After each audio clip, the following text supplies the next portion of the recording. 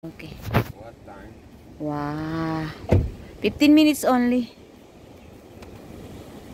O yan. Hello guys. Nandito kami ngayon sa chalet. Ayan o.